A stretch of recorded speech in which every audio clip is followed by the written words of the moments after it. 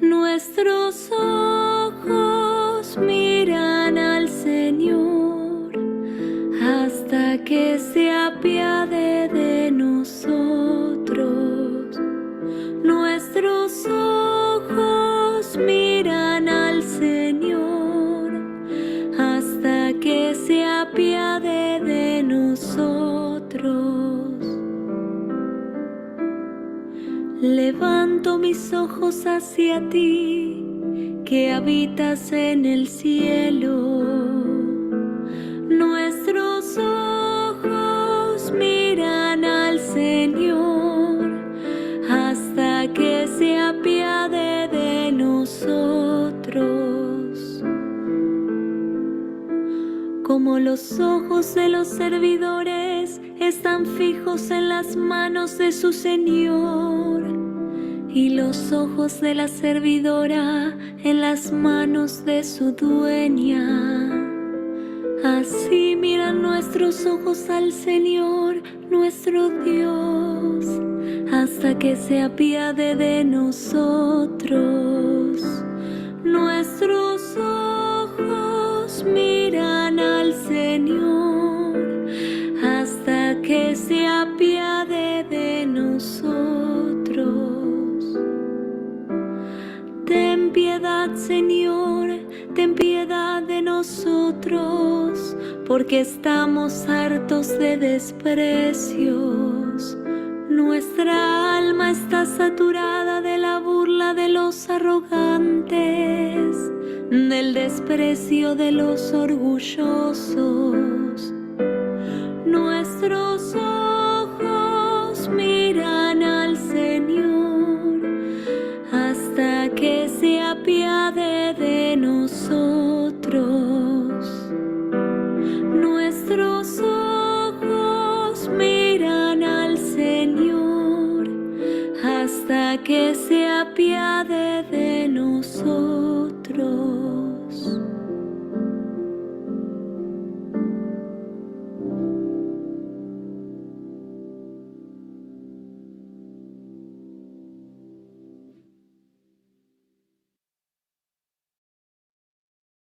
Hola, ¿qué tal? Buenas noches. Qué gusto que Dios nos permita encontrarnos de nuevo este lunes 5 de junio del año 2023. Aprecio mucho tu asistencia, tu compañía y tu interés porque sigamos aprendiendo sobre los, la iglesia en sus principios, concretamente el estudio del libro de Hechos de los Apóstoles. Agradezco de verdad que estés aquí reunido. Y como todas las ocasiones, vamos a comenzar nuestra clase invocando al Espíritu Santo y te invito a que digamos todos juntos nuestra oración. Oh Espíritu Santo, don de Dios y fuerza de lo alto, fuente de agua brotante de vida eterna, desciende y mora en nuestros corazones. Haznos verdaderos adoradores del Padre. Condúcenos a la plenitud de la verdad y transfórmanos en testigos de Jesús para llevar su nombre hasta los confines de la tierra. Amén. Gloria al Padre, al Hijo y al Espíritu Santo, como era en el principio, ahora y siempre, por los siglos de los siglos. Amén. Y pues con mucha fe le pedimos a Jesús, nuestro Maestro, nuestro Señor, nuestro Cristo, que nos tenga la misericordia, el amor de acompañarnos como todas las clases entre nosotros y que también su Espíritu Santo esté entre nosotros para que nos hable y que nos haga entender toda la sabiduría que se encuentra en la palabra del Padre que conocemos a través de Jesús de Nazaret.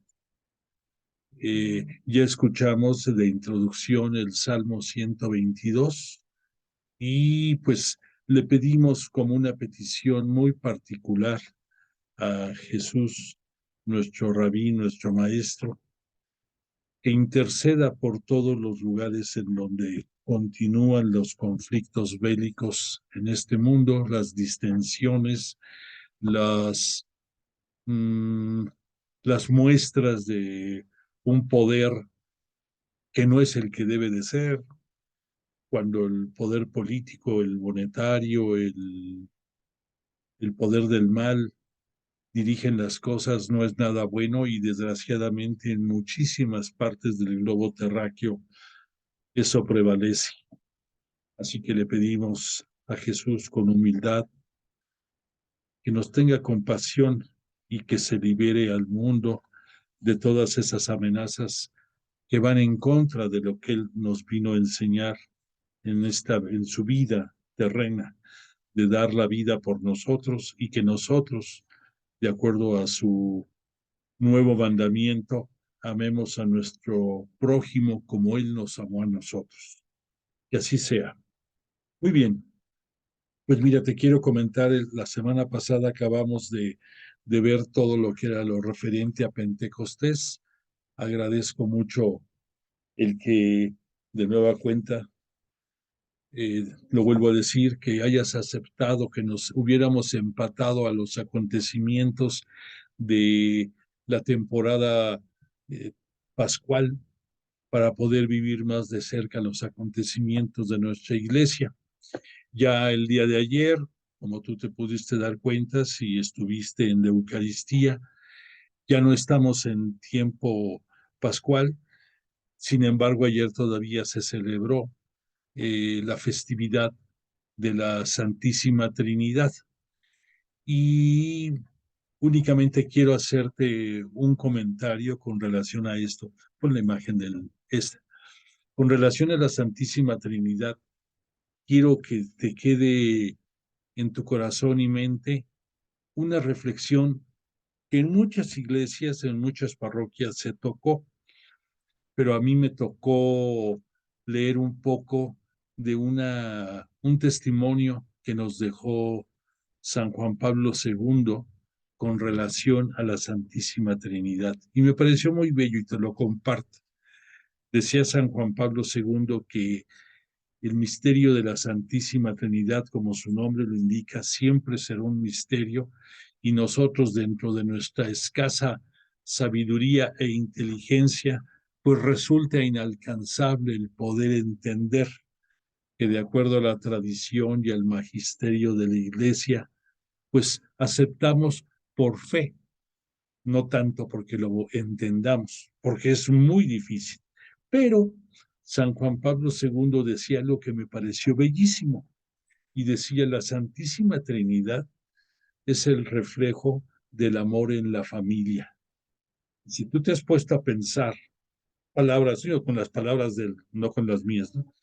Decía San Juan Pablo II, te has puesto a pensar que el papá se refería al padre, pero pues debemos de pensar al padre y a la madre, ambos, en su papel formativo de educadores, se son de donde emana toda pues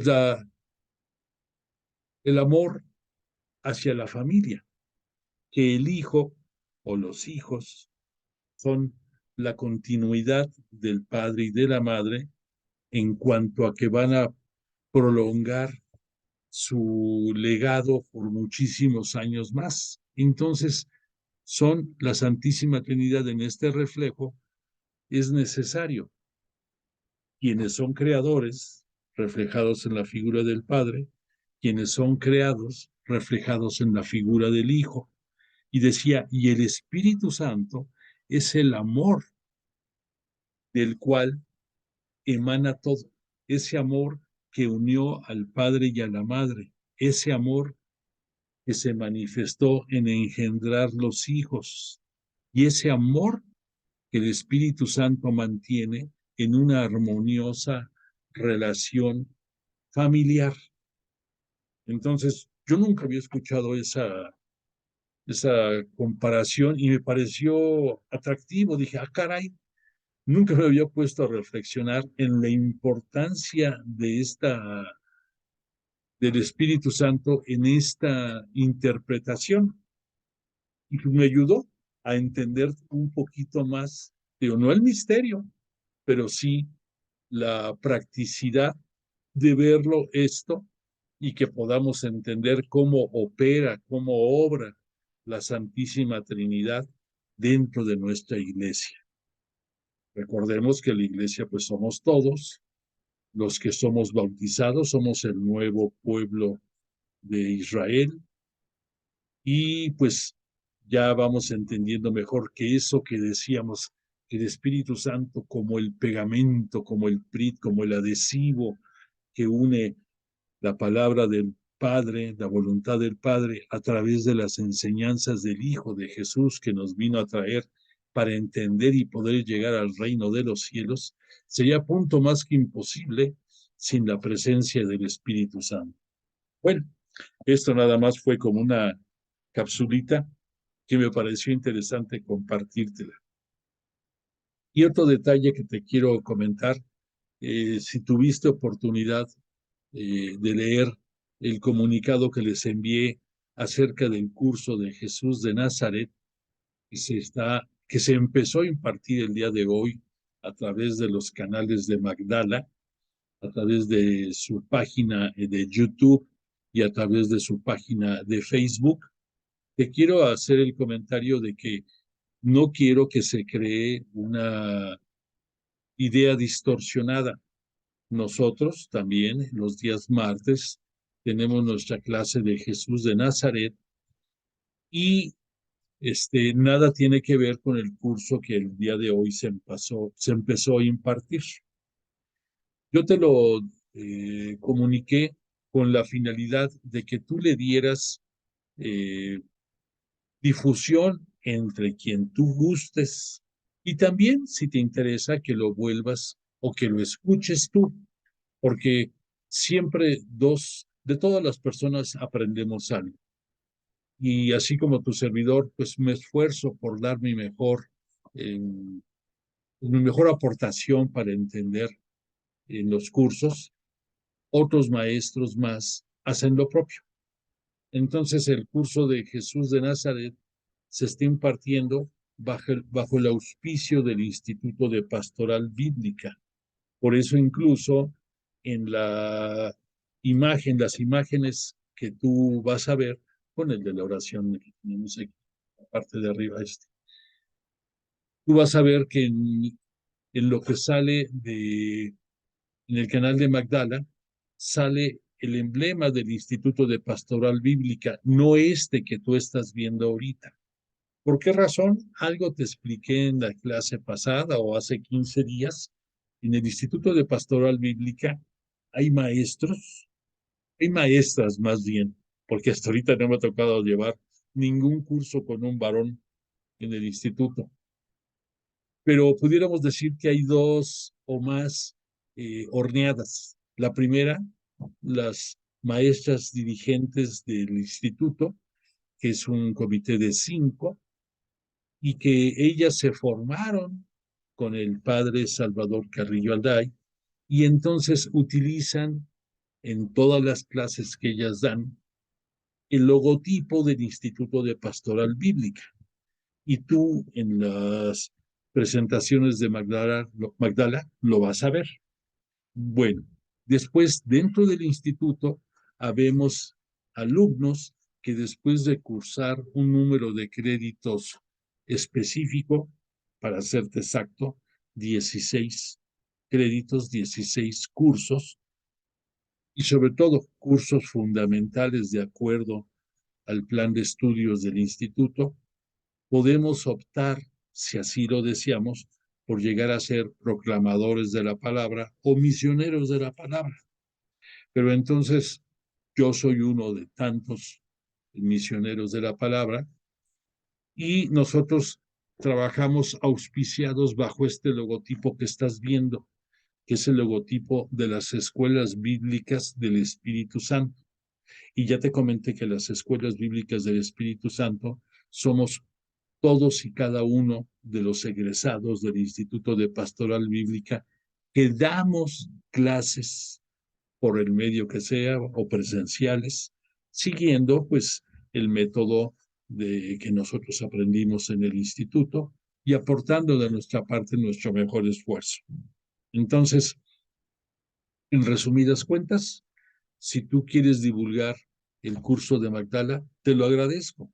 y que le llegue a 20,000 gentes esa información, porque pues la palabra de Dios debe de correr y tú es una manera de que propicies que llegue hasta los confines de la tierra, el darle publicidad.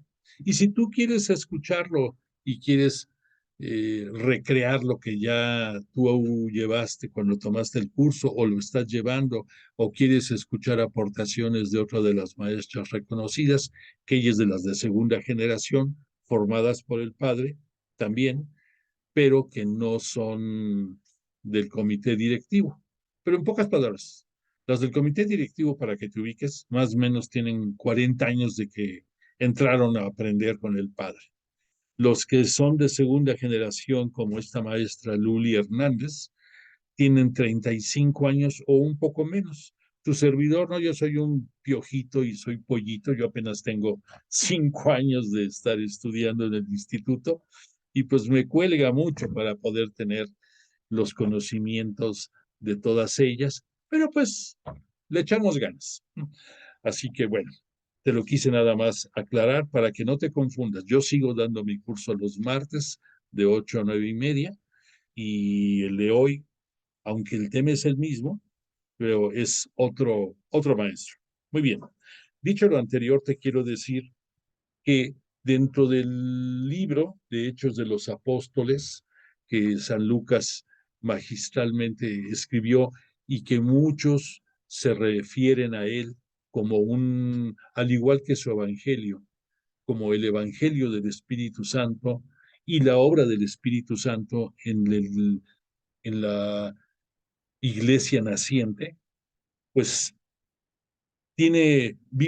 son 3 etapas definitivas las que se manejan en este libro. La primera etapa, vamos por partes, la primera etapa es la constitución y el nacimiento de la iglesia a través del evento de Pentecostés y lo que se fue dando como consecuencia de este nacimiento. La segunda etapa viene más o menos del año 33 al año 40, en el cual va tomando forma, ya va madurando la administración y el manejo de la iglesia primitiva y se van definiendo los roles específicos dentro del desarrollo de la iglesia naciente. En ese tiempo también vamos a ver aparición de muchos discípulos de segunda generación y de tercera generación, como por ejemplo, ya vimos, estudiamos a Esteban, hablamos de Felipe, hablamos un poco de Bernabé, un poco de San Pablo, de Saúl, todavía en sus inicios, de Saulo, ya traducido al latín, y de Pablo, ya como lo conocemos todos nosotros. Y eso, te repito, se va gestando entre el año 33 y el año 40. Y ya la tercera etapa del libro de Hechos de los Apóstoles, prácticamente San Lucas se la dedica a Pablo en los viajes apostólicos de Pablo. Y ahí ya se centra la historia de Hechos de los Apóstoles. Entonces, prácticamente en en la etapa primera y en la segunda, vamos a ver diferentes personajes. De hecho, ya los hemos visto, pero ya en la etapa tercera nos vamos a abocar a vaciarnos en la personalidad, en la trayectoria, en el trabajo de Pablo dentro de sus viajes apostólicos. Entonces, para que te ubiques un poquito más, estas etapas 1 y 2 de Hechos de los Apóstoles corren desde el capítulo 1 de Hechos de los Apóstoles hasta el capítulo 15. Y ya el capítulo 16, tú lo puedes encontrar en la Biblia con el título de Misiones de Pablo. Pero entonces esos 15 capítulos primeros hablan sobre lo que sucedió en las etapas 1 y 2. Si tú te remites al libro de Hechos de los Apóstoles, que tenemos del padre Salvador Carrillo, estamos hablando lo que sucede desde la página número, bueno, desde el inicio del libro hasta la página 105 del libro. En esas 105 páginas está agrupado gran parte de lo que ya hemos visto. Pero entonces yo quiero dedicar en lo posible el día de hoy a resaltar algunas ideas fundamentales de esas etapas 1 y 2 para ya podernos volcar en los viajes misioneros de Pablo. Por lo tanto, no vamos a repetir lo que ya hemos visto, pero sí a señalar algunos puntos sobresalientes para que nos quede de sostén, que nos quede de base para poder entender mejor los viajes apostólicos de Pablo. Bueno, entonces, si me permites, te diría yo que realmente Hechos de los Apóstoles surgió por el mandato de Jesús, de Cristo, ya, porque recordemos que Cristo se le denomina ya a partir del momento de la gloriosa resurrección de Jesús y, por supuesto, del tiempo que pasó ya en sus apariciones y en su ascensión a los cielos. Obviamente en la glorificación junto al Padre en los cielos y el envío del Espíritu Santo ya como consecuencia de esta glorificación. Bueno, entonces, dentro de esta trayectoria, dentro de este orden, cuando se da cuando está a punto de darse la ascensión de Cristo, Él le da a los apóstoles eh, dos misiones. La primera, de hacer discípulos a todos hasta los confines de la tierra. Y la segunda, el bautizarlos a todos ellos, a los nuevos cristianos católicos, en el nombre del Padre, del Hijo y del Espíritu Santo. Son las dos tareas fundamentales que les encomienda Cristo a sus discípulos, a sus apóstoles. En este caso hablamos de sus apóstoles porque ya tienen una misión específica. Recordemos que un apóstol es cuando se le da la misión. Esto viene muy ligado muchas veces a sobrenombres que el propio Jesús dio a algunos de sus discípulos y que en ese sobrenombre va implícito su misión. Por ejemplo, en el caso de Pedro, por algo le puso Kefas, Kefas que es un nombre arameo que significa roca.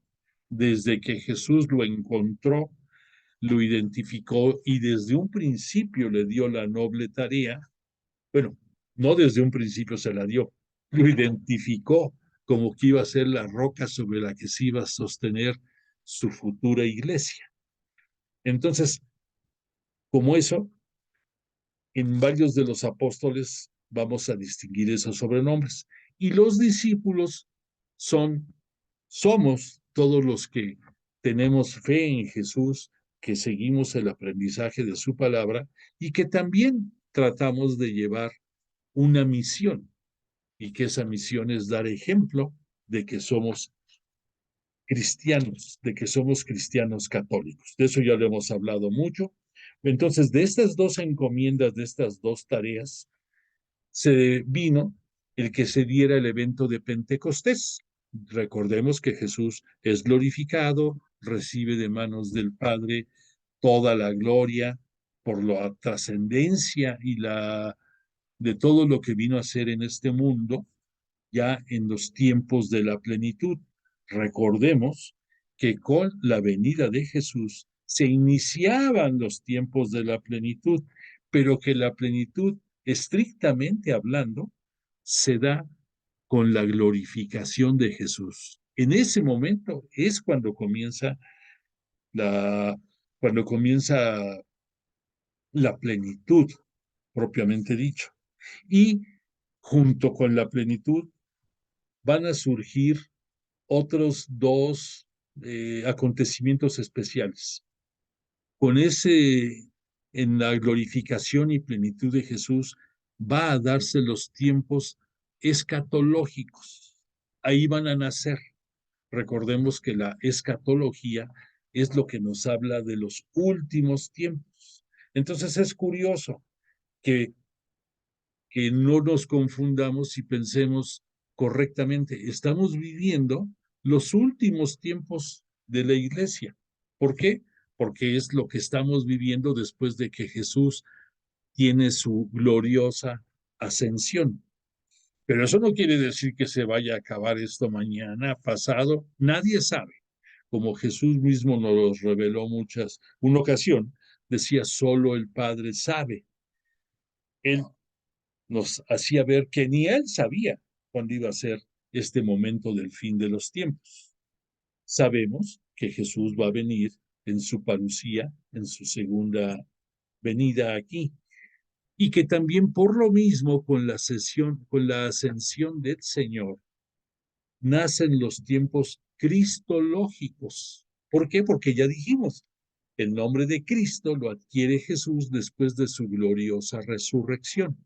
Entonces, con la glorificación del Señor, recordemos, se inicia la plenitud desde el punto de vista estricto.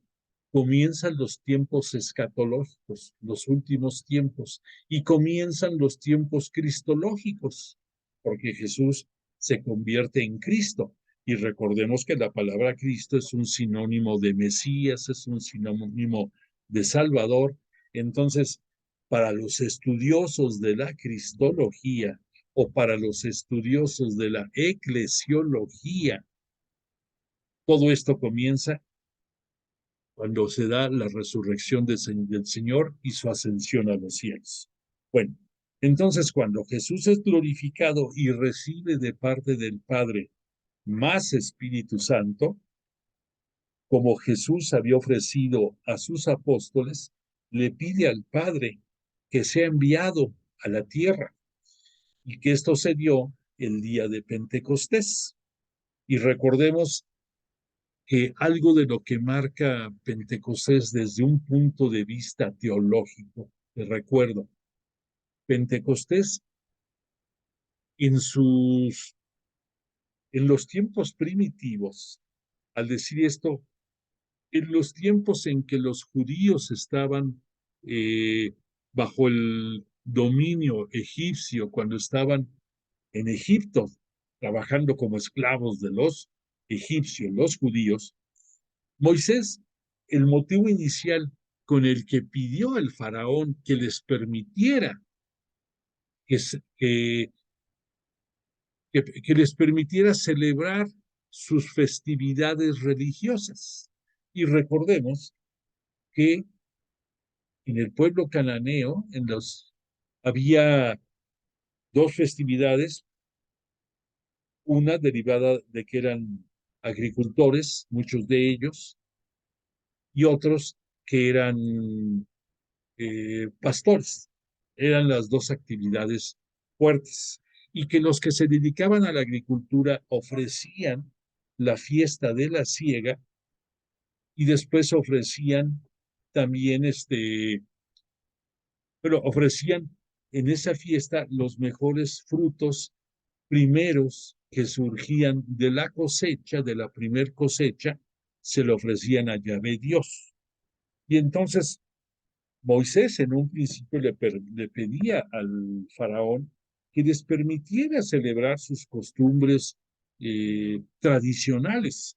No podríamos decir que religiosas, pero era tradición, porque no se lo ofrecían, es más concretamente a Yahvé todavía, sino se lo ofrecían a Dios sin saber a la divinidad, a quien proveía todo lo necesario en la naturaleza para que hubiera vida, que hubiera alimentos, que hubiera eh, frutos. Ok, que ya después, cuando Moisés los pudo sacar y en el Éxodo llegan al monte Sinaí, entonces, coincidentemente con la festividad que antiguamente era la fiesta de la siega, se va a dar la fiesta de la alianza.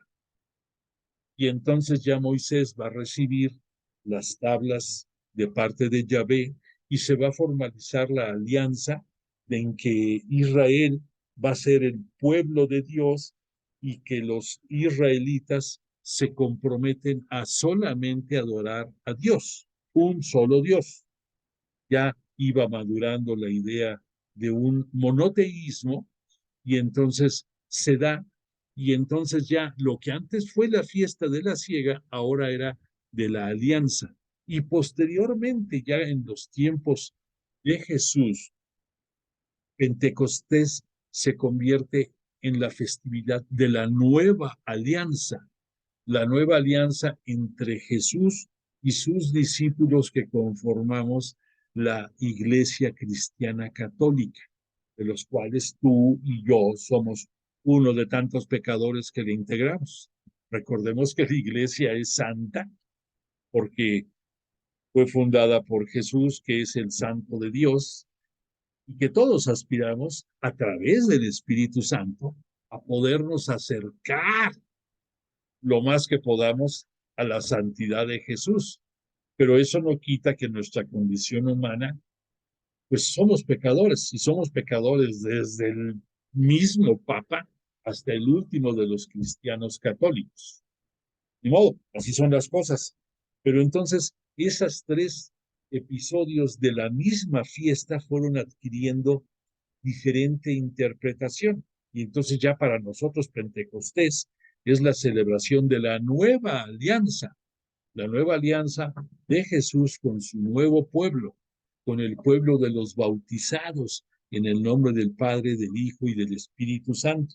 Que eso implica, por supuesto, dos, dos condiciones. Una, la conversión, que tú tengas la firme convicción de dejar tu vida de pecado y procurar, dentro de lo posible, aspirar a ser mejor, a ser santo, si tú quieres hacerle imitar a Jesús.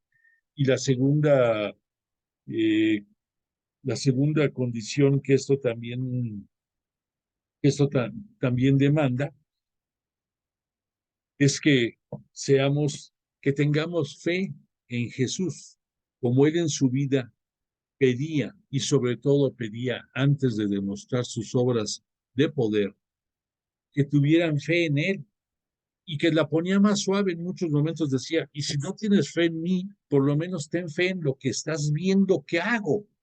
Entonces, eso nos da la claridad de que debemos de tener fe en Jesús y en sus obras, y que gracias a eso, Él, entre otras de sus obras, pues entrega su vida en la cruz por la remisión del pecado, y gracias a eso nos abre la posibilidad de la vida eterna.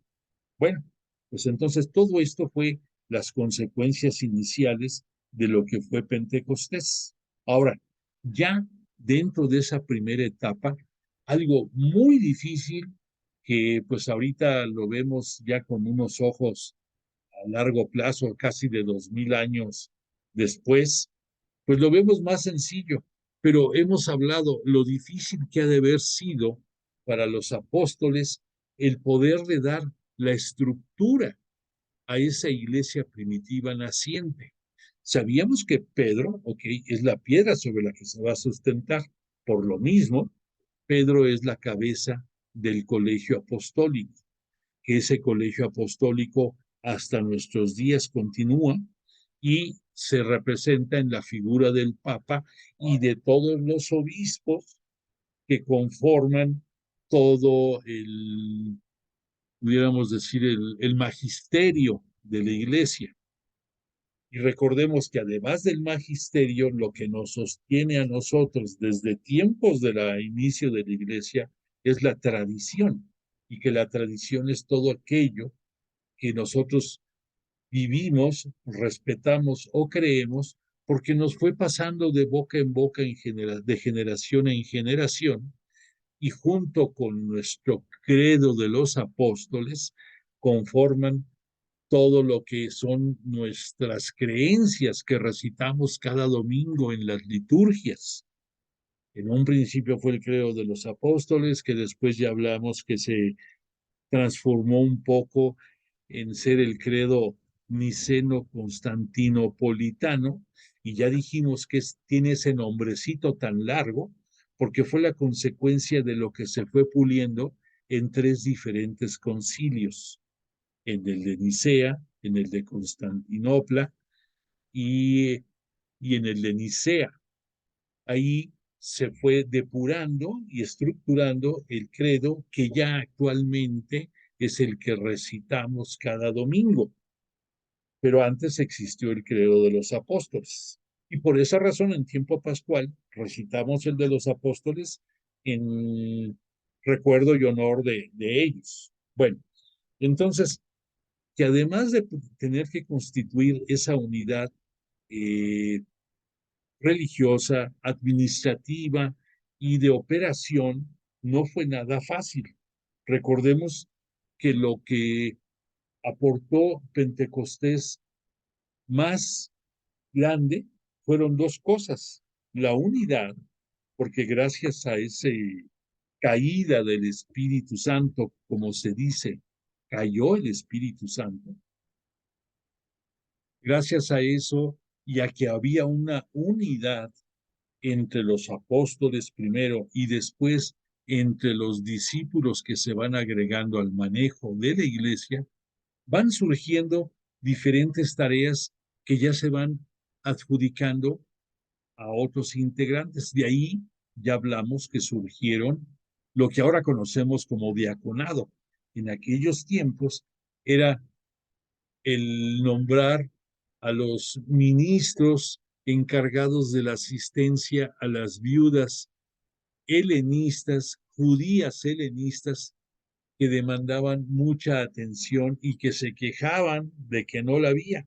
Fíjate que eso fue tremendo, porque piensa tú que comienza a andar la iglesia y empieza desde un principio, en el mismo año en que se está fundando, en el que se está operando, empiezan las divisiones y entonces ya tenemos los primeros que se van convirtiendo en su mayoría al cristianismo, son antiguos judíos que van aceptando la palabra de Jesús y que van aceptando el querigma de muerte y resurrección de Jesús.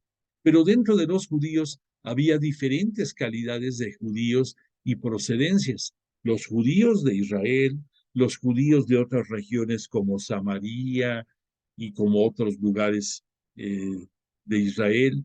Había los judíos que habían nacido en la dispersión, en lugares más alejados. No sé si tienes por ahí el mapita de Asia. O sea, más piensa ahorita, por ejemplo, aquí no se ve muy claro, pero se entiende.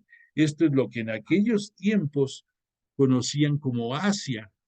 Entonces ya hay muchas ciudades en las que vamos a ver ya con más detenimiento con los viajes de Pablo. Pero aquí entre los nombres que tú ves, había muchos judíos que nacieron ya ahí, que nacieron bajo el protectorado, pudiéramos decir político, romano, pero que eran judíos, pero que ya eran judíos helenistas, porque la influencia griega era tremenda. Y entonces, pues había diferencias sustanciales, tanto en la forma de llevar su religión como judíos, como también en sus costumbres. Entonces, desde el inicio de la Iglesia Católica empieza a haber roces y conflictos entre los judíos ya cristianizados, procedentes de Jerusalén, los que había procedentes de Samaria y de otras partes de Israel, y los que había fuera de esa zona, como los que estamos viendo aquí de Asia. Entonces, no fue fácil el poder dar esa operación, el poder asignar la operación, y de ahí surgieron, te decía, los ministros que se dedicaban al servicio, lo que ahora conocemos como los diáconos, y que de ahí surgió Esteban, Felipe y otros 5 más. Recordamos que eran 7. Y había uno muy en especial de nombre Nicolás, que él se dice era prosélito de Antioquía. Aquí estás tú viendo Antioquía. Al decir prosélito, te repito que es un simpatizante de los judíos, pero que no era judío al nacer, pero con el paso del tiempo, pues va adquiriendo la costumbre de las celebraciones como los judíos, y después se pasa al cristianismo y empieza a servir como uno de los 7 diáconos, de los 7 ministros que eligieron los apóstoles. Y recordemos que dentro de lo que tienen que dar forma, así como Jesús eligió a 12 discípulos que serían sus apóstoles, y cuando Judas traicionó al maestro y después se quitó la vida, los mismos apóstoles vieron necesario el elegir al suplente de Judas, que recayó esto en Matías, pero lo hicieron porque Jesús lo había designado, eran sus 12 columnas que sostendrían la iglesia.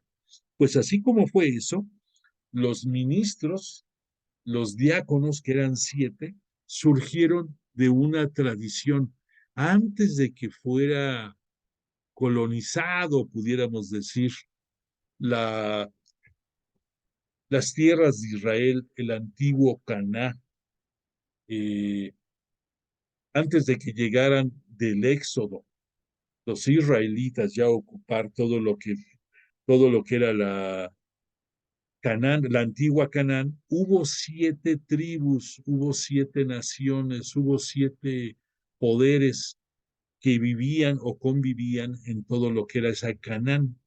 Y de ahí vino la idea de que fueran 7 los ministros, además de que 7 va relacionado con la plenitud, obviamente, pero de ahí surgió. Entonces, te comento esto así para que te des una idea, todo lo que tuvieron que estar afinando. Pedro también y Juan, en un principio, se encargaron de supervisar los avances dentro de la fe en las distintas iglesias que se iban fundando. Al decir iglesias, no creas que iglesias distintas a la cristiana católica, sino a las ciudades en que se iban eh, cobrando fuerza.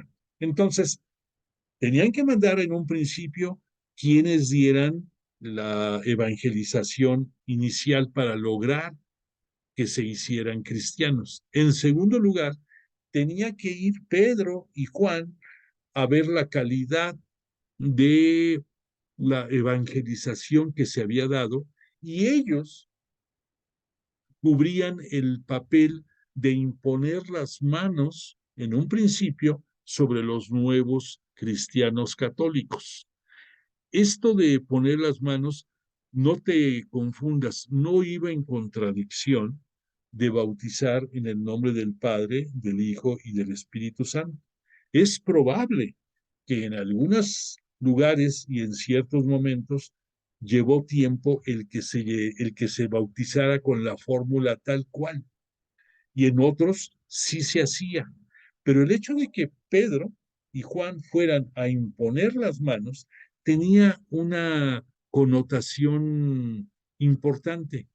¿Qué pasa cuando en Pentecostés ellos reciben el Espíritu Santo? Hay una palabrita que es muy explicativa. Dice, cayó el Espíritu Santo. Y eso mismo de cayó el Espíritu Santo era el simbolismo de Pedro y Juan al imponer las manos sobre los nuevos cristianos católicos, que estaba cayendo el Espíritu Santo en ellos, así como en Pentecostés cayó sobre los propios apóstoles. Y entre comillas te voy a decir, cuando tú veas el logotipo del Instituto de Pastoral Bíblica, te mostré ahorita el de las SEBs, pero el logotipo del instituto es una paloma, que es el Espíritu Santo, que va descendiendo, que va cayendo, dijéramos. Ya entiendes el porqué de ese simbolismo. Bueno, entonces, entre hacer toda esa estructura eh, de evangelización, no fue cosa fácil. Llevó su tiempo, llevó sus problemas, llevó los roces entre ellos, No veamos más lejos. ¿Por qué mataron a Esteban? Esteban es un, es un cristiano que surgió también de los nacidos fuera de Israel, de los nacidos por Asia. Y él pertenecía a la sinagoga de los libertos, y había otras sinagogas más, y en cada una de ellas oraban judíos y nuevos cristianos eh, en una manera independiente. Entonces, ese fue otro de los puntos dificilísimos de poder vencer. Recuerda que en los primeros años, es más, hasta el año 70, que va a ser la destrucción del templo, pero un poco antes, más o menos como por el año 65, compartían el mismo espacio de oración las sinagogas y el templo de Jerusalén, tanto judíos como cristianos católicos. Entonces imagínate el merequetengue que era eso, ¿no? Y que en un momento dado los judíos tuvieron que tomar medidas tan drásticas como expulsar a los cristianos que seguían yendo a las sinagogas, ya cuando veían que iba creciendo y creciendo y creciendo el movimiento, pues una manera de ponerle un hasta aquí era, ya no deben de venir a nuestras sinagogas, y aquel judío que se convierta al cristianismo será expulsado de la comunidad, será etiquetado, será marcado, va a ser lo que nosotros pudiéramos decir cuando escuchamos el término excomulgado. Pues algo así similar pasaba con los judíos que se estaban convirtiendo. Y además ese tache que le ponían, pues también les afectaba en sus relaciones con la comunidad fuera de lo religioso, en el día a día, en las relaciones con los demás del pueblo. Entonces, no fue tampoco nada fácil. Entonces, el que cobrara esa estructura primera, la iglesia de los primeros años fue muy, muy, muy duro. En el año 70, recordarás, Jesús, dentro de sus profecías, dijo que el templo no iba a quedar piedra sobre piedra. Eso se dio en el año 70, cuando ya los romanos estaban hartos de que se les estaban revelando los judíos, y desde años atrás. Y entonces, como un golpe brutal, deciden acabar con el templo de Jerusalén, porque sabían que junto con su Torá en los judíos y junto con el Shabbat, su celebración de los sábados, era la trilogía que sostenía su fe. Entonces les dan un golpe maestro y acaban con el templo. Entonces ya en esos momentos, obvio, va a tener que va a tener que cobrar vida la Iglesia Cristiana Católica, reuniéndose en un principio en casas de los nuevos cristianos, y ya hasta después irán ingeniándoselas para tener sus templos, pero en un principio era en las casas, no había de otra, después de que se les cerraron las puertas de compartir las sinagogas. Entonces, otro reto dificilísimo. Entonces, eh, tenemos que pensar que eso fueron cuestiones muy difíciles de poder estructurar, de poder eh, darle agilidad y que prevalecieran. Por esa razón, en un principio, pues es lento el avance de la iglesia como entidad, como entidad social. Y lo que vino a dar todavía el mayor problema en estos primeros tiempos, ni te imaginas, o no, sí te lo imaginas. ¿Cuál fue? Fue el que en un principio muchos de los nuevos cristianos católicos venían del judaísmo, que como tal, de acuerdo a las costumbres judías, tenían que ser, eh, tenían que ser circuncidados y era la muestra de que pertenecían al pueblo judío. Pero ¿qué pasa? Pues ya el que fue circuncidado, pues ya le mocharon el pedacito y no hay vuelta atrás, ¿no? Entonces, así iban a continuar, aún siendo cristianos católicos, ¿no? Pero, ¿qué pasaba? Que ahí se vino el grave problema de que muchos de los dirigentes de las iglesias, de los lugares en que estaban ahora la iglesia cristiana católica, pensaban que para ser cristiano tenían primero que ser judíos, tenían que respetar las costumbres judías, y pues no.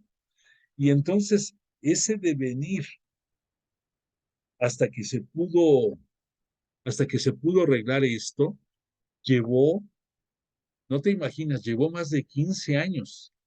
Se resolvió esto en forma definitiva hasta que se dio el primer concilio de la Iglesia Cristiana Católica, que fue en Jerusalén, más o menos por el año 50. Y entonces ahí hubo los enfrentamientos más fuertes entre Pablo y otros de sus seguidores, con Pedro y con los que estaban con Pedro, para poder llegar a una decisión final de que no era necesario el ser judío para después poder llegar a ser cristiano. Pero te repito, llevó más de 15 años estos detalles. Y antes de esto, hubo otros problemas que no dejaban de ser poco y que le causó problemas a Pedro y a otros más. Y te platico nada más uno. Tú sabes que los judíos son muy escrupulosos y sobre todo los fariseos. Los fariseos, que dicho sea de paso, te voy a decir dónde surgen los fariseos. Los fariseos, cuando, cuando en los últimos tiempos, antes de la venida de Jesús, Babilonia eh, se apoderó de todo lo que era Israel, se llevó a toda la clase pensante al destierro, y allí perdieron mucho su identidad. Por eso comprenderás que hay muchos judíos que nacieron fuera de las tierras de Israel. Entonces, además de lamentarse, además de vivir tremenda tristeza de tener que dejar todo por nada, entonces necesitaban un grupo, o se fue conformando un grupo que defendiera sus tradiciones, que defendiera su devoción, que defendiera sus valores dentro del judaísmo. Y estos fueron los fariseos. Entonces, en un principio lo que pugnaban era por mantener toda la religiosidad de los judíos que estaban en el exilio.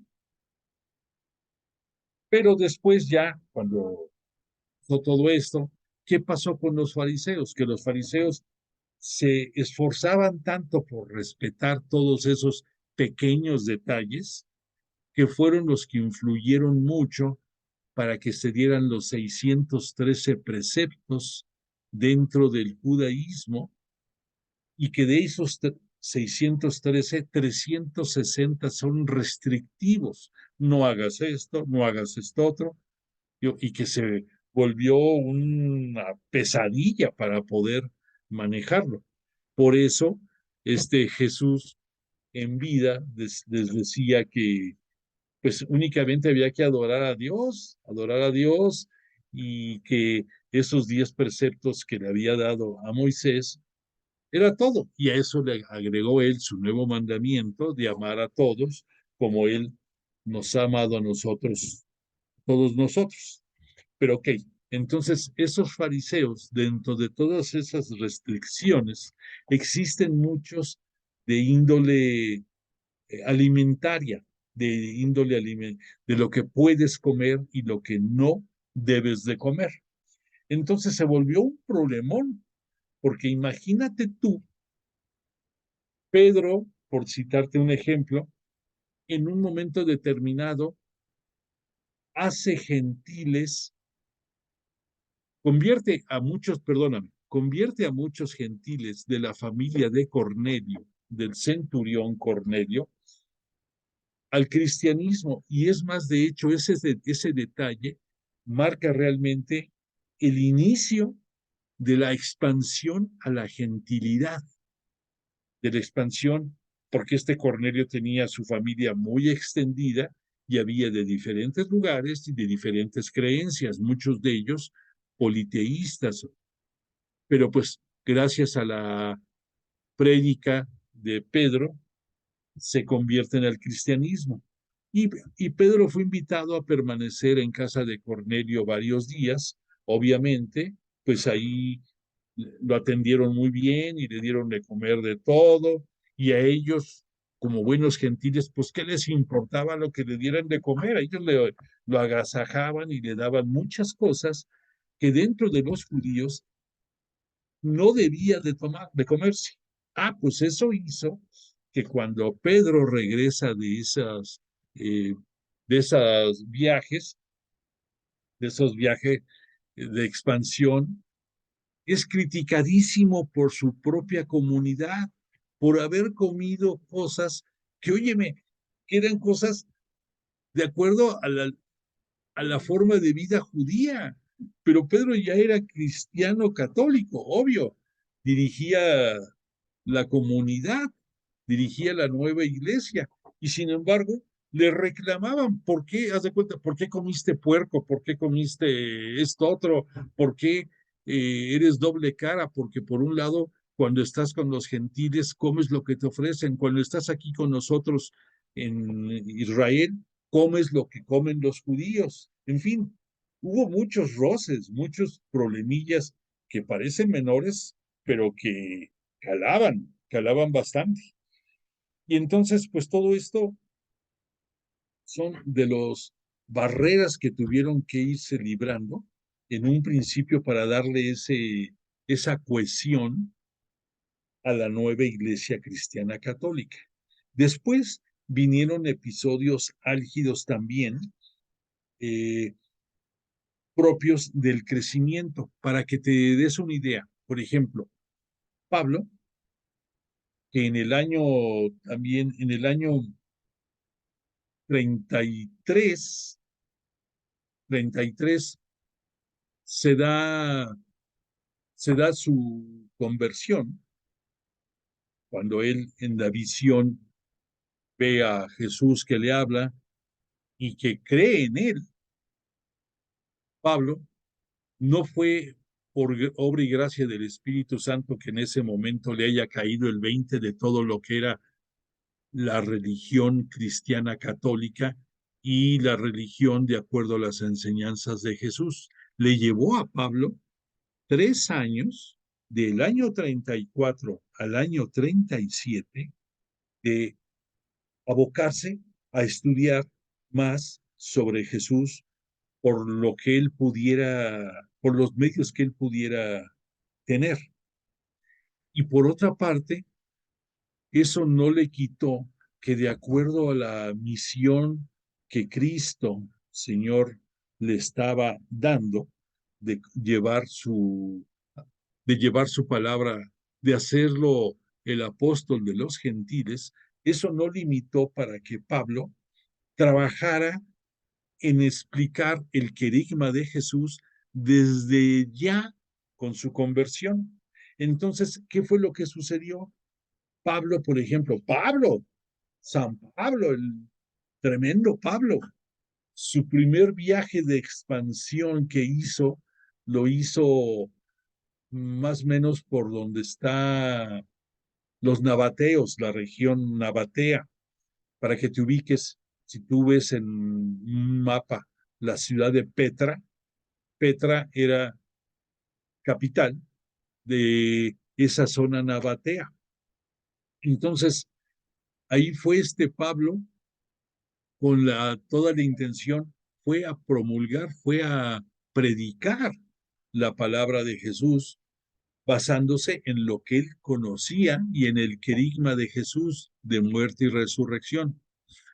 Fue un año ahí y la verdad es que fue un fracaso. Fue un fracaso, ¿cómo le fue? Yo me imagino que piensa tal vez en términos populares, a lo mejor como aquí decimos, cuando alguien la riega y no es aceptado, que hasta jitomates le avientan o otra cosa. Yo no sé si a Pablo le fue así, pero fue un fracaso su primera incursión, su primer año. Y por esa razón, después de eso, regresó allí a Damasco, y en Damasco 3 años estuvo estudiando.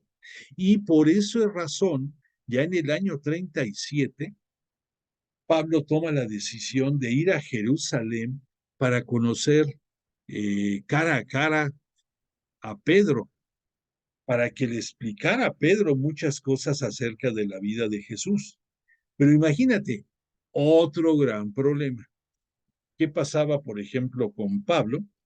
Cuando va a la tierra nabatea, para que te ubiques, los nabateos eran gobernados por Aretas. Aretas era el nombre del rey de los nabateos, por autorización, por decisión de los romanos. Este Aretas había dado en matrimonio a su hija a Herodes Antipas, judío de Israel. Entonces, fue esposa de Herodes Antipas, pero de acuerdo a las tradiciones y costumbres judías, y más en las esferas de los reyes y los poderosos, la podían, la podían repudiar a ella aunque fuera la reina. Y eso hizo Herodes Antipas, la repudió. Entonces imagínate, el rey de los nabateos, cómo le caía los judíos ahora. Le caían, pero si mal es poco. Entonces imagínate qué fue lo que sucedió, que dentro de lo que tiene que vencer este Pablo en ese territorio nabateo era que no era bien visto por ser judío. Y además tampoco era bien visto porque tenía ciudadanía romana. Y había muchos en esa zona que odiaban a los romanos. ¿Qué fue lo que provocó esto? Que, deja ver si te puedo localizar aquí la imagen. Lo que provocó es que en un momento determinado,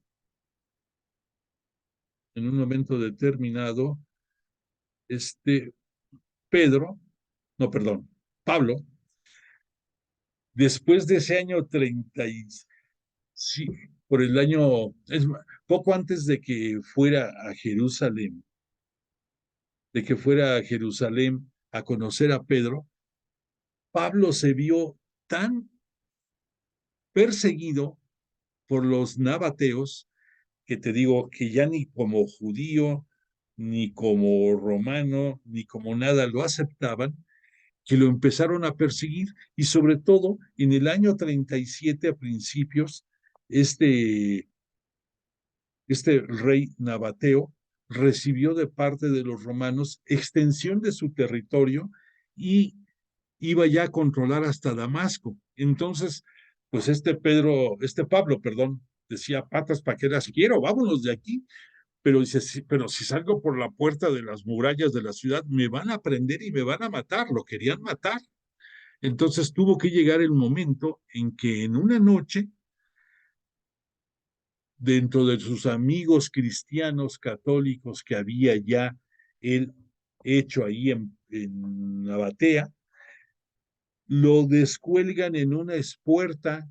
Espuerta es el nombre que se le da, entre otras cosas, a este canasto tejido muy resistente porque ahí viene, aguanta el peso de este Pablo, y lo descendieron por algún orificio, por alguna ventana que había en las murallas, para que ya quedara fuera de la ciudad y que pudiera emprender la huida.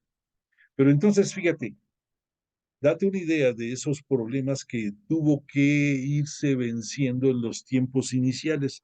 Pedro tuvo que salir de ahí de esa forma para no ser muerto. Después decide él, aprovechando esa huida, ir a Jerusalén para conocer más sobre la vida de Jesús.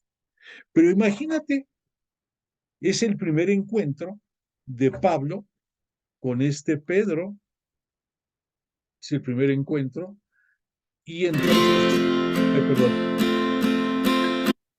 perdóname, en este primer encuentro de Pablo, y de Pedro, ahí ya se me perdió, aquí esto.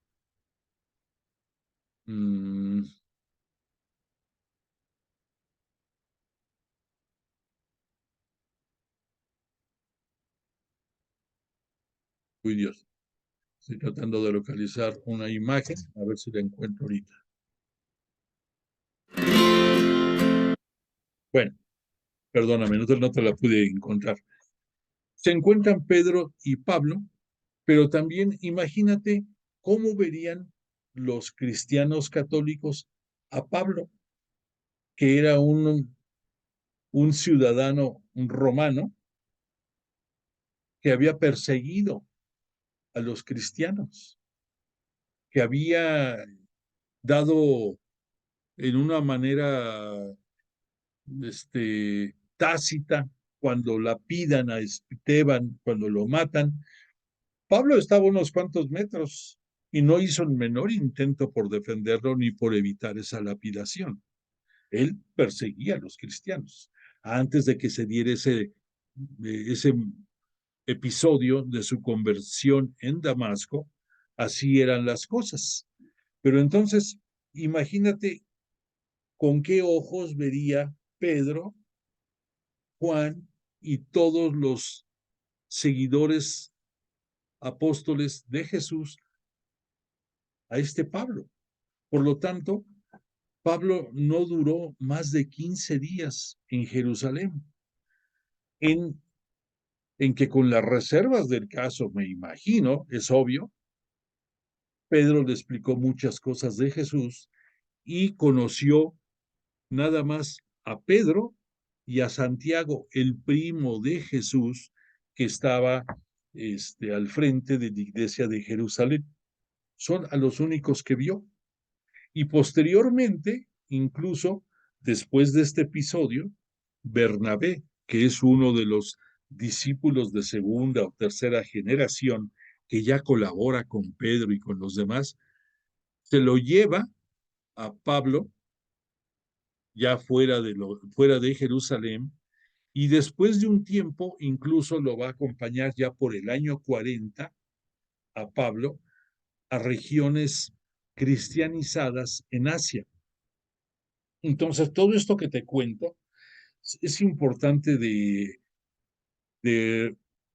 conocerlo y de reconocer todo lo que fue, todo lo que tuvo que vencerse en un principio para que se lograra esa cohesión en los nuevos cristianos católicos, para que se lograra también esa cohesión en el colegio apostólico de los apóstoles hacia Pedro, de poderle dar la jerarquía que merecía, el poder organizar esas visitas, pudiéramos decir, de supervisión de Pedro y de Juan a las nuevas comunidades para constatar el nivel de evangelización que habían tenido, para, a través de predicaciones y de actos de poder, también en Pedro y en otros de los seguidores, para reforzar su fe. Por esa razón, Pedro tuvo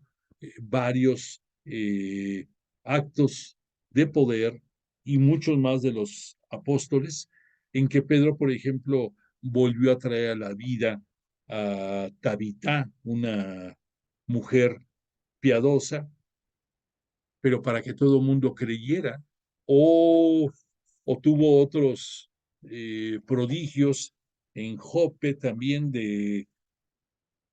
también de sanar a una mujer enferma, levantó a un enfermo también de su camilla, en fin, muchas obras que mediante la intervención, obviamente, de Jesús, pedía Pedro para mostrar la gloria y el poder de Jesús en este mundo. Y entonces, pero todo eso, más la prédica de Pedro, más los testimonios de los demás discípulos y apóstoles, van dándole esa cohesión ya a la iglesia cristiana católica. Entonces son muchos problemitas para poder vencer. ¿Qué fue otra de las cosas que se tuvieron que vencer?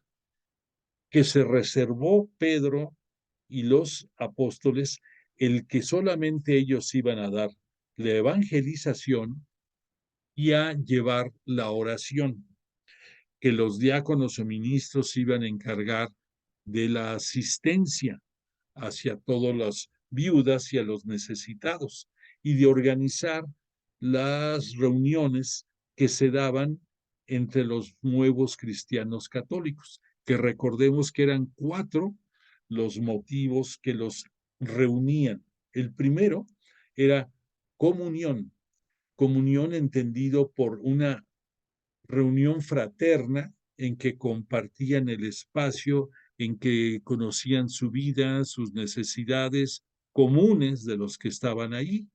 En segundo lugar, celebraban la fracción del pan, que era, como ahora hacemos nosotros en la Eucaristía, el revivir el memorial de Jesús en el Jueves Santo.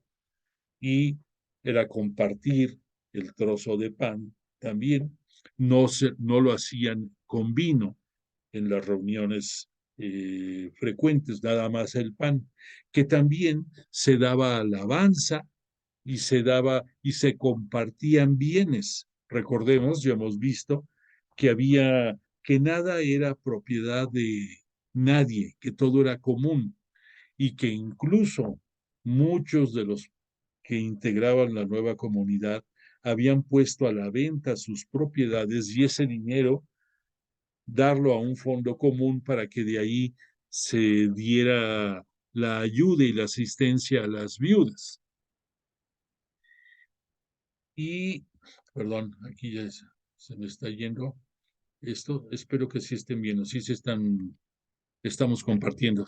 Se me perdió de repente esto. Perdón. Bueno, entonces, el dar ese diseño también llevó su tiempo. Por otra parte, también tenemos que pensar que era un gran cambio.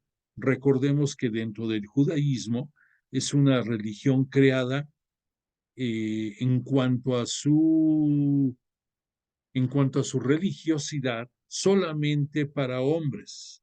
Y recordemos aquí el gran cambio que en la Iglesia Cristiana Católica se incorpora a la mujer con todos los mismos derechos y privilegios y obligaciones que tenemos los hombres dentro de nuestra religión. Y también, que como prueba palpable de esto, recordemos que cuando Jesús resucita, tu primer testigo de su resurrección es una mujer, es María Magdalena, y la primera misionera es también María Magdalena, cuando Jesús le dice, ve y dile a mis hermanos que voy a casa de nuestro Padre y que los alcanzaré en Galilea, que iré al frente de ellos en Galilea. Entonces es otro cambio muy fuerte que también no es fácil de digerir en una comunidad en que las mujeres no pintaban y ahora es todo diferente. Por otro lado, hay que recordar que poco a poco, dentro de la prédica de Pedro y de los apóstoles, van incorporando nuevas enseñanzas. Lo que en un principio fue únicamente el querigma de la muerte y resurrección de Jesús, después se va engrosando con episodios de Jesús profeta, de discursos que había dicho Jesús, o sea, remembranzas de lo que vivieron los apóstoles con Jesús, poco a poco se va incorporando, pero no existía nada, no existía ningún manual, no existía ningún escrito en que quedara todo plasmado lo que iba a ser esa nueva catequesis.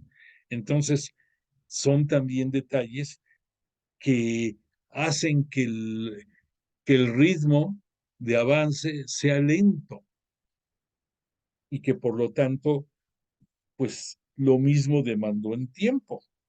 Entonces, además de todo esto que hemos estado platicando,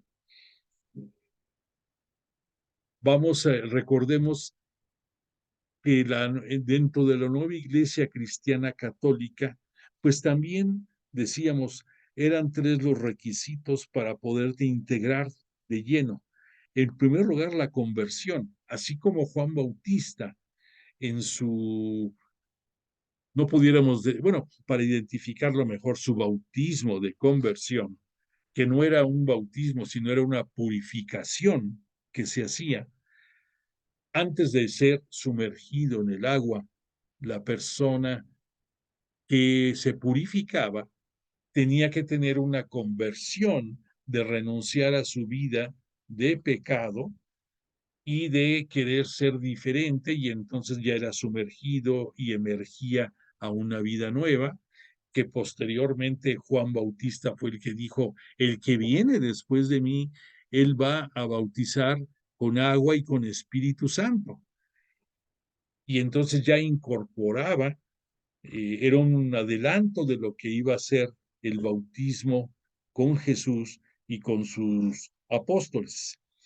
Que después de esto, Jesús les pidió a sus apóstoles que esa conversión va a traer como consecuencia una fe en Jesús, obvio, y que gracias a esa fe debieran de ser bautizados en el nombre del Padre, del Hijo y del Espíritu Santo, que recibieran el Espíritu Santo como ellos lo recibieron en Pentecostés.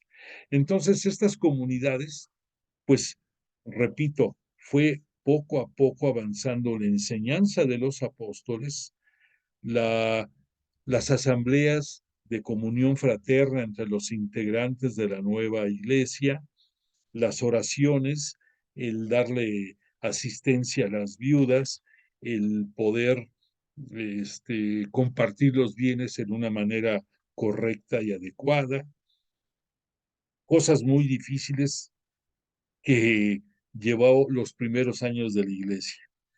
Entonces, ya para otro detalle que nos habla de lo difícil que fueron estos inicios, recordemos, por ejemplo, el caso de Esteban, concretamente, que es el primer mártir de nuestra iglesia cristiana católica.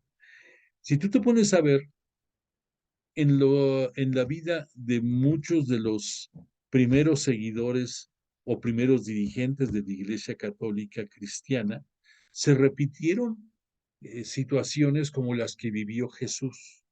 En el caso de Esteban, concretamente, me recuerda mucho cuando es el encuentro de Jesús con los discípulos de Maús, que les empieza a platicar mucho de la historia de la salvación y que después ya Jesús, ellos ignorantes de con quién estaban hablando, hasta que en su casa, después de que le invitaron, parte el pan, distinguen que es el maestro. En el caso de Esteban, él también, la prédica que da allí en la sinagoga, hablaba mucho de los profetas y se centró mucho en lo que era Moisés.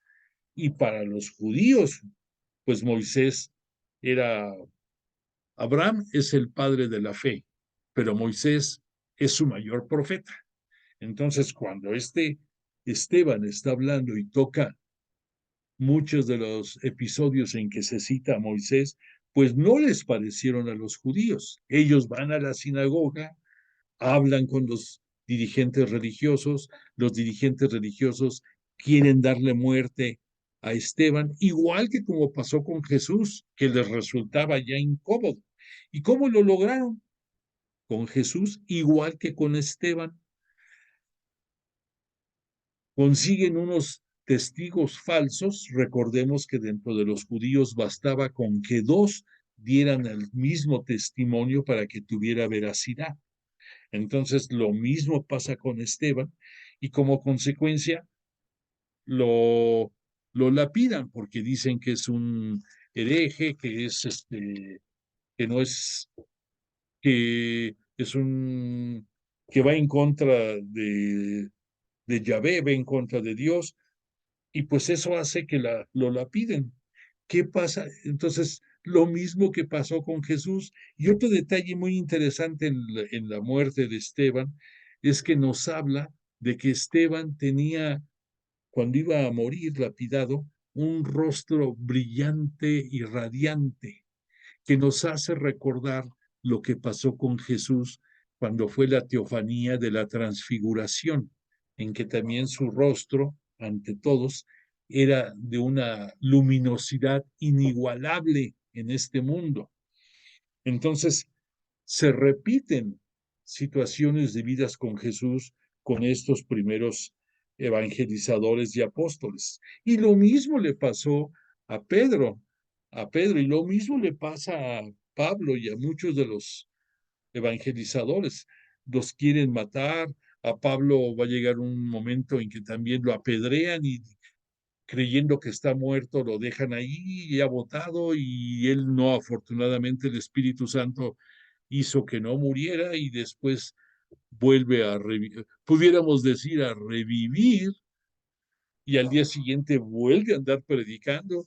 Y a Pedro también le pasó que le quisieron prohibir las autoridades judías que se expresara en las sinagogas, que ya no hablara de Jesús. ¿Y qué pasa en ese episodio? Que Gamaliel, para que te ubiques, fue un gran maestro de la religión judía. Por cierto, fue uno de los maestros que formaron dentro del judaísmo a Saulo, a Pablo. Bueno, pues este Gamaliel, cuando Pedro anda hablando del querigma, de la muerte y resurrección de Jesús, y se empieza a extender más en decir que los judíos fueron los que mataron a Jesús y bla, bla, bla, y empieza a hablar de Jesús profeta, de Jesús Mesías. Los dirigentes de la sinagoga, los dirigentes religiosos, le quieren impedir que se exprese. Y en esa época, como Jesús había anunciado, iba a haber muchos falsos profetas. Hubo muchas personas que se acreditaban como si fueran ellos el Mesías, pero no era cierto, o muchos haciendo uso de sus habilidades taumatúrgicas. Esa palabrita de taumaturgo, para que lo entiendas, son las habilidades que tienen magos o prestidigitadores o adivinos, llámale como quieras tú, para hacer actos de poder. Y entonces había muchas personas que gracias a sus habilidades taumatúrgicas cautivaban a la población. Entonces, cuando los dirigentes religiosos de la sinagoga quieren echarle guante también a Pedro y lo quieren matar, ¿por qué no decirlo? Gamaliel, este rabino que te comento, le dice a los doctores de la ley: ¿saben qué? No hagan nada, porque se está viendo muchos casos de personas que en nombre de Yahvé, en nombre de Dios, se quieren acreditar, eh, mesianismo, o quieren justificar su calidad como dirigentes. Pero el tiempo los hace caer. Pero si lo que Pedro está haciendo, mi amor, perdón, hazme un favor, conéctame esto aquí, ¿no? En este contacto. Desconecta eso y conéctame esto. Perdón, se me estaba acabando mi batería. Ok, bueno, entonces, eh, gracias, gracias. Entonces, dice Gamaliel, pero si la obra que están, que está hablando este Pedro es de Dios, va a perdurar y no podemos hacer nada en contra de lo que viene de Dios. Bueno, todo eso te lo cuento para que veas que se repiten las historias entre los nuevos dirigentes de la Iglesia Católica, cristiana. Aquí nada más te hablo ahorita de lo que es Esteban, de lo que es Pedro, de asedios que tuvo también el propio Pablo, y como ellos, muchos más, muchos más. Entonces, esto también nos habla de lo difícil que fue darle esa cohesión, esa unidad, esa visión y de poder ir avanzando a un ritmo aceptable dentro de la propagación de la nueva Iglesia Cristiana Católica. Bueno, además se tuvieron que dar otros episodios importantes para que las personas, para que los dirigentes y las gentiles pudieran dar testimonio. Y hay uno que no te había yo contado, que se refiere a la doble visión. La doble visión fue algo que se fue dando ya con el paso del tiempo, como la manifestación de Jesús en dos diferentes lugares, con dos distintas personas unidas por el mismo objetivo. Entonces, la doble visión, en el caso de Saulo, se da cuando es su conversión camino a Damasco, bueno, cuando es su visión camino a Damasco, cuando cae rostro en tierra y que se le manifiesta Jesús y le dice, Saulo, Saulo, sus dos veces su nombre, y le dice Pablo, ¿quién eres, Señor? Y le contesta, soy Jesús a quien tú persigues. Bueno, eso fue el inicio de esa interlocución. Después le dice Jesús, ve a la ciudad y ahí se te dirá qué hacer. Al mismo tiempo, un seguidor de Jesús que habitaba, que vivía en Damasco, de nombre Ananías, también tiene una visión de parte de Jesús y le dice, deberás ir a buscar en la calle principal, en la calle central, a un a uno a uno de nombre Saulo. Y Ananías pues lo identifica y le dice, pero si ese es un perseguidor de nosotros, de tus seguidores, de tus discípulos, de tus apóstoles. Y le dice Jesús, tengo una misión para él. Tú vas y yo te diré qué es lo que debes de hacer.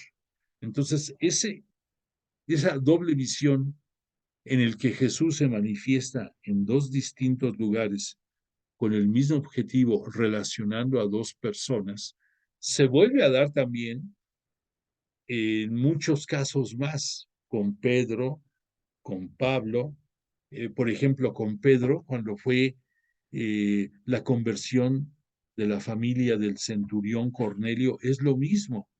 Al centurión Cornelio le da una visión Jesús y Cornelio le dice a sus siervos, a sus agentes de su tropa, vayan y tráiganme de Jope a este Pedro. Y en otra visión, a Pedro se le aparece una visión en que está viendo que descienden de los cielos distintos alimentos y animales que no eran propias de las costumbres alimenticias judías. Y Pedro no entendía qué era lo que significaba eso, pero después ya entendió cuando va a la gente de Cornelio, lo lleva a su casa y ahí convierte a todos los gentiles. Era la demostración de que no importaba de dónde vinieran, todos pueden ser hijos del nuevo pueblo de Israel, del que tú y yo formamos parte. Se nos ha agotado el tiempo, avanzamos lo más que pudimos, pero pues nos queda un poco más de ver en la próxima clase para poder entrar ya a la parte fuerte de los viajes de Pablo, Le agradecemos mucho a Jesús y a su Espíritu Santo que nos hayan tenido la misericordia de estar con nosotros. Y a ti te deseo que tengas una agradable semana y que tengamos oportunidad de volvernos a reunir aquí el próximo lunes en nuestra clase de Jesús de Nazaret. Por de pronto, a ver si puedo ahorita, con todo este desastre que traigo aquí ahorita, de poderte compartir la canción de cierre de esta sesión. Y te deseo que tengas una muy buena semana. Deja ver si podemos.